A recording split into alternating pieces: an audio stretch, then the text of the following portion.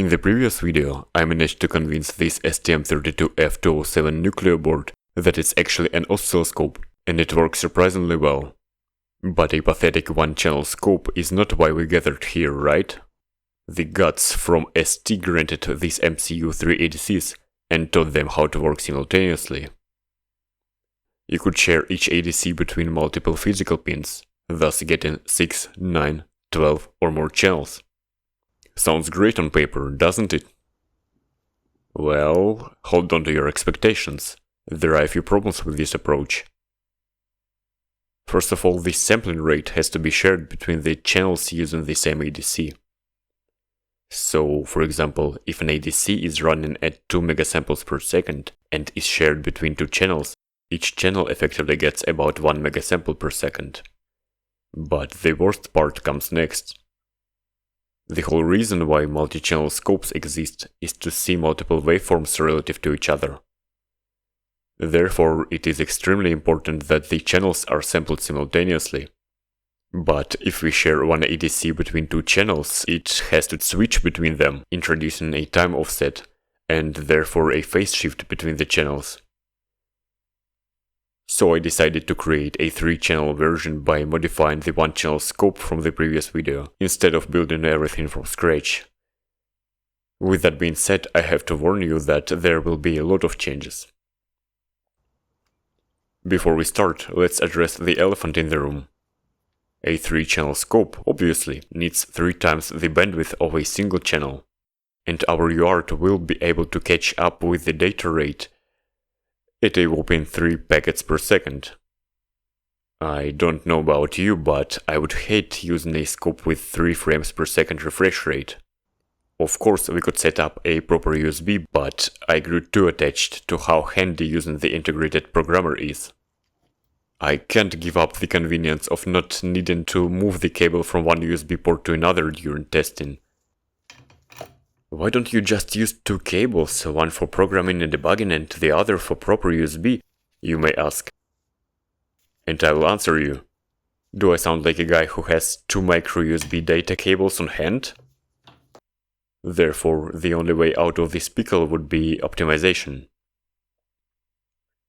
For the single channel scope, I made a sample buffer of 4096 2-bit values, just because I could. Not anymore. And why would we need such a large buffer anyway? A much smarter approach would be to have a variable time window, like in a proper oscilloscope. And guess what? We are going to do it, but a bit later. Now we reduce the buffer used for each ADC to 1024 samples, which is still more than enough. Since we have 3 ADCs, that's 3072 2-byte samples per packet, or 6144 bytes. Add the 3-byte header, and we get 6147 bytes per packet. Don't forget that our UART adds 1 start bit and 1 stop bit to every byte, so every packet is 61,470 bits on the wire. That gives us roughly 15 packets per second in theory. Perfect. Now let's move briefly to CubeMX. Here we activate the other 2 ADCs. In ADC 1 we change the mode from independent to triple regular simultaneous mode. That's literally the only thing we need to do in CubeMX today. Now let's generate the code and change a few things there. First of all, I created one large DMA buffer in which the data from all 3 ADCs is stored, and a separate buffer for each ADC. This function will now read data from the ADCs in triple regular simultaneous mode. And this is the format of the data we get from it. As you can see, the samples from the 3 ADCs are interleaved, so the data isn't directly usable yet. So there is a new function that separates the interleaved data from all 3 ADCs into 3 individual buffers. We will call it every cycle just before calling the find_trigger function. Speaking of which, the find_trigger function now searches through the buffer of one of the 3 channels. The exact channel can be selected using this define. In my case, it is set to channel 1. If a rising edge of the signal is detected, the index of that edge will be returned. Then, the data from all three channels will be sent relative to this trigger point. Now for the most important part, data transmission. This is what a data packet looks like now. There is a 2-byte header, just like before. Then comes one additional byte, whose purpose will become important later. After that, all 1024 samples of ADC1 are sent one by one, followed by ADC2, and finally ADC3. With 1024 samples at the maximum sampling rate of 2 megasamples per second, our entire window is now about 512 microseconds long. That doesn't let us see much at low signal frequencies, does it? So the next task is to implement a variable time window. And this is my take on it. By changing the timer's auto-reload value, we can change the ADC trigger frequency, and therefore the sampling rate. I decided to make 5-time window modes. With 1024 samples per channel, they correspond to approximately 512 microseconds, 5.12 milliseconds, 51.2 milliseconds, 512 milliseconds, and 5 seconds. I also decided to introduce another byte right after the header. This byte tells the front end which mode the oscilloscope is currently using, so the graph can automatically recalculate its time axis. Now I'll add another callback function to make sure that the next packet won't be sent until the previous one has finished transmitting. And that's it for the STM32 side. Now let's move to the front end. In a few words, the Python code receives a packet, checks the header, reads the time window mode, splits the incoming data into 3 arrays, converts the ADC values to voltage, and plots the 3 waveforms on the screen. When the mode changes, it also recalculates its time axis and updates the graph automatically. Now the project is basically finished, but there is still some room for improvement. For example, by adding these 2 buttons, we can control the time window directly from the Python window.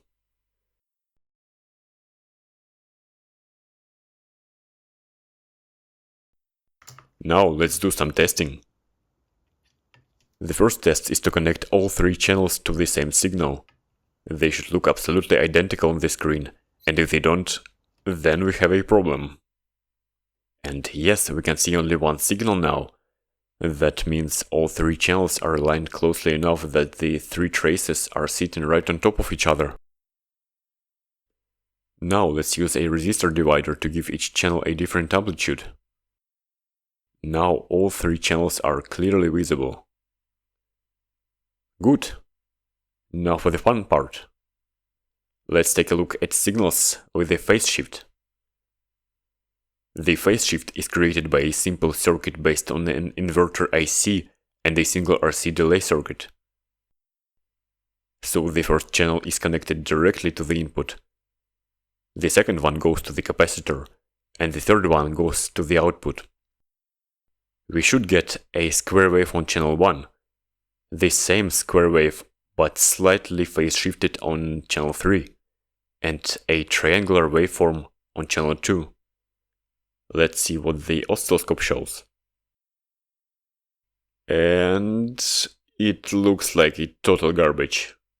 At least that's what I initially thought. But imagine how surprised I was when I checked the output with my other oscilloscope. Remind me never to buy another IC from AliExpress again. So it actually displays the signal properly. Amazing! It's funny that this is currently the only device I have that can actually show me this phase shift. This little guy has only one channel, obviously. Okay, so what are the characteristics of this scope? The input impedance, input capacitance, and bandwidth obviously depend on the analog front end. For 3 channels, the schematic would look something like this. With my suggested design, the input impedance will be about 1.3 megaohms, while the bandwidth will depend on the op-amps and the rest of the analog circuitry. I would recommend using rail-to-rail op-amps with decent bandwidth and slew rate such as MCP6022. Regarding the digital part, each channel supports sampling rates up to 2 megasamples per second, so you can easily capture signals up to 200 kHz. So that's effectively 6 million samples per second across all 3 channels combined.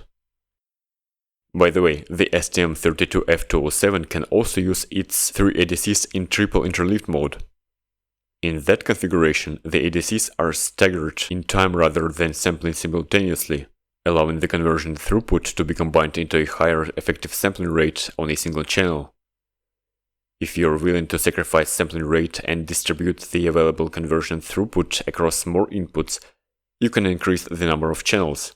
On this particular MCU there are multiple ADC inputs available, so the exact number depends on how you configure and use them. On most STM32 chips you can trade some ADC resolution for a higher sampling rate by reducing the conversion time. For example, this is how the sampling rate changes with resolution on my particular MCU. It would technically be outside the ADC's specified operating conditions, so I can't guarantee its stability if you decide to do it.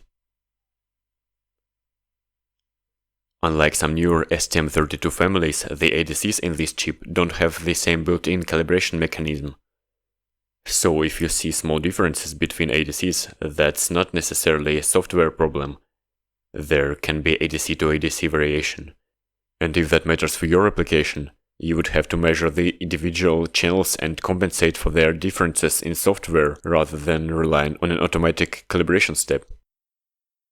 In my case, as the test has shown, there is virtually no difference. Now let's take a quick look at some different waveforms and frequencies.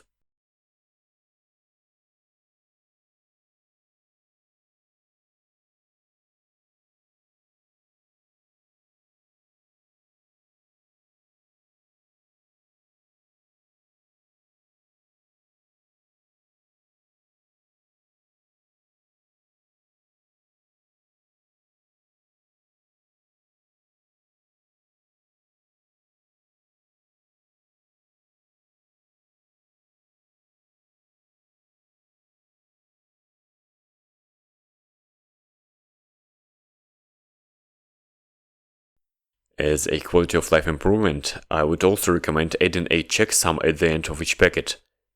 That way, if a packet gets corrupted during transmission, the PC will simply reject it. So, this is it.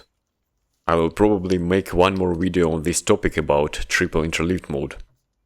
But honestly, the amount of research I had to do in order to make this project was enormous, even though it's just a few hundred lines of code in the end. Feel free to visit the GitHub page for this project. The link is in the description. I appreciate you watching this video, and I'll see you in the next one.